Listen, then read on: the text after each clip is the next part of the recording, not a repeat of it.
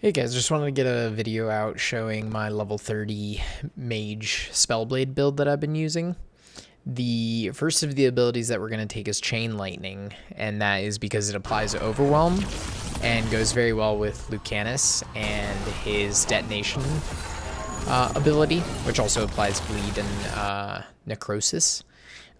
So that's the first of the abilities that we take, and then we continue to get some passives, ability increase, light armor increases, as well as mana regeneration when getting kills. We upgrade our stagger, as well as picking up perfect cast, which if you time and you let go the charge button, when it's fully charged, you do extra damage. Mana restoration again for when we get kills.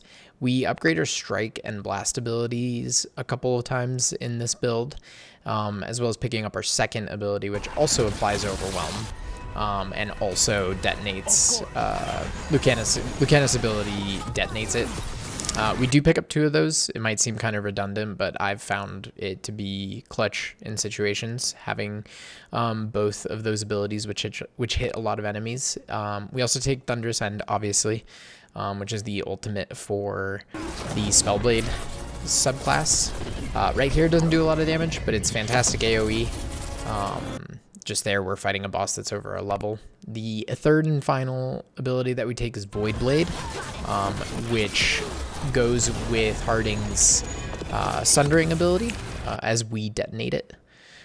We upgrade more blast, final attack damage. These passives, I mean, I take them just because strike and blast, it's worth it to upgrade that for this build is what I've noticed.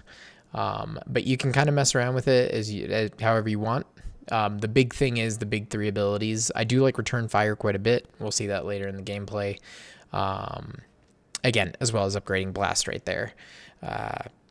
Increase to mana, and then eventually we will take the Arcane Bomb stacks. We'll take that and another one. But yeah, showing Harding's ability, that's the one right here, Shred. That's the one that applies Sundered, which allows us to detonate that with our abilities. I have the upgrade on it to where the cooldown's reduced. It also, somewhere in there through this tree, it allows her to send out one of those shots without us actually calling for it, as well as increasing the effectiveness of Sundered. I have her healing tree also maxed out, just if I need heals, if I run out of them. For Lucanus's, upgrading Eviscerate all the way, again, because that's the one that detonates the Overwhelm that we're putting on. We go down the direction of applying Bleed and Necrosis as well. So I think, yeah, Necrosis. So that is what we're working with. Those are the two companions that we're working with. And now we'll just get into some gameplay that shows all of that. Again, we've only got the Arcane Bomb stack 1, but there's 2 that you can, if you follow this path, there's 2 that you can get to make it up to 3 stacks of Arcane Bomb fairly quickly after level 30, or earlier, depending on if you want to spec that way earlier on. But here we're just taking advantage of Harding. I believe it's going to be Harding's. Yep, Harding Shred, and then that's when we use our ability right there to detonate it. It applies, I've noticed it applies Arcane Bomb immediately when you use any of the abilities on the skill tree. Right there, we also get ready to use that ability, which is the applier for Lucanus's detonation. I'm actually drawing a blank on the names, but you get the gist of it. Right there is very important. She just threw out her Shred without me asking for it, which happens fairly often, which is super nice. And then we can always detonate it. The ability for the detonation there, it only uses one of the mana charges, so you can throw that out pretty liberally whenever, like basically whenever she throws the free one out, you might as well do it. Right there, also forgot to mention, you switch to your staff when you've got it fully charged up, and depending on the staff, it applies a debuff to the enemy. That's the only time I really use the staff, is just when it's fully powered up, and I throw that ability out. So that's kind of the gist of the build right there. I've got some gameplay of I've got a little bit more gameplay there. Also, you'll notice if I kill enemies, I didn't show my armor, unfortunately. I can kind of put that down in the comments or do a follow-up. It's not very specific because the armor, it's not where I want it to be right now. I just haven't gotten very lucky with the armor drops. I don't know, but the armor doesn't really play into it too much, other than the killing of the enemies will spawn like a little necrosis head that goes and seeks after other enemies. It was right there. It just hit the ground. But yeah, the next bit of gameplay that I'll show is just against it's for a quest where you have to go and fight these demon bosses. This is the last of the bosses, and I'll kind of just let it play out. But yeah, I'll be doing another video probably toward the end of the game once I've got the build fully done and I can show, specific armor that goes to it. And then I'll also probably be doing the same thing for some of the other classes, like early on builds and later builds. But been having a lot of fun with this build.